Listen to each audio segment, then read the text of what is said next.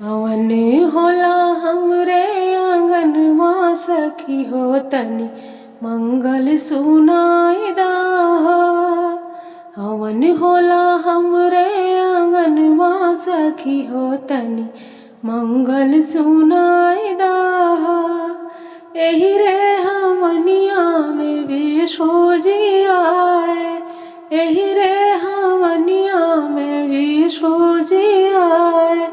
लक्ष्मी के होला दर्शनवा सखी हो तनि मंगल सुनाई दा।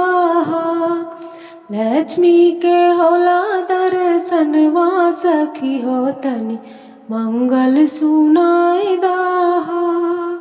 हवन होला हमरे आंगनवा सखी हो तनि मंगल सुनाई दा। यही रे हमनिया में शंकर जी आए, यही रे हमनिया में शंकर जी आए। गौरा के होला दर्शनवा सखी हो तनि मंगल सुनाई दा। गौरा के होला दर्शनवा सखी हो तनि मंगल सुनाई दा। एही रे हमनिया में राम जी आए, एही रे हमनिया में राम जी आए।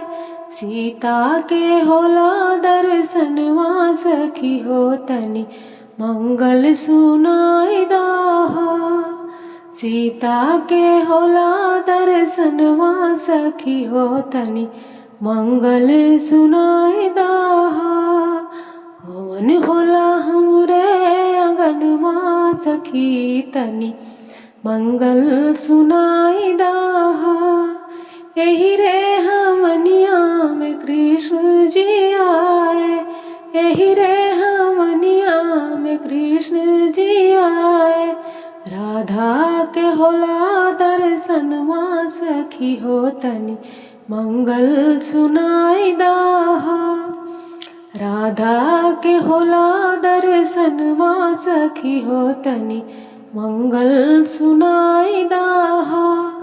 हवन होला हमरे आंगनवा सखी हो तनि मंगल सुनाई दा।